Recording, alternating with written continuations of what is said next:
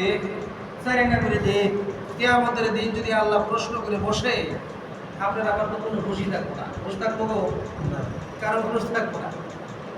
নিহাস নিতেছি, carbon die oxide করে ছেড়ে দিতেছি, দূষিত বানাইয়া বিষ করে ছেড়ে দিতেছি। এই বিষটা টানতেছে আমার গাছে, এরা টানে গাছ।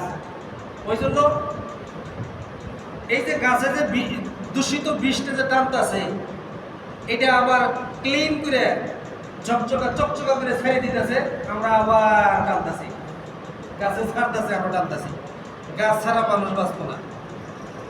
আমাকে কাহিবাড়ি চরে মরুভূমি প্রান্তে আপনি একটা ছাপড়া তুলে থাকেন তো একটা দিন এই রোদ্রে, একটা গাছ ওদের থাকে না। জানি আমরা আপাতত 200, 300, 500 মিটার আনাচে কানাচে যদি একটা কমসে কম কাইসার সুবাউজে থাকে না, দেখে আপনি কয়দিন টিকতে পারেন। হ্যাঁ, খুব দূর থেকে 10-5 কিলোমিটার ফাঁকের দিকে আপনি অক্সিজেন নিতেছেন, আসতেছে বটেই, কিন্তু আপনার পিনের কিছু থাকবো না। অল্প কয়েকদিনে আপনি চ্যানচেনা চলে যাবেন। অল্প কয়েকদিনে মানুষ চ্যানচেনা চলে যাবে। আমি এটাই বুঝাইতে চাইতেছি, আল্লাহ সুবহানাহু ওয়া তাআলা বিনা পয়সার অক্সিজেন দিছে আমাদেরকে, বিনা পয়সার নিয়ামত দিছে। আমরা নিয়ামত খাই আর আল্লাহ পাকের শুকরিয়া আদায় করি, আল্লাহ আরো নিয়ামত বাড়াই দিবে। সুবহানাল্লাহ। তাহলে সদা সর্বদাই হর হালতে আল্লাহ সুবহানাহু ওয়া তাআলা শুকরিয়া আদায়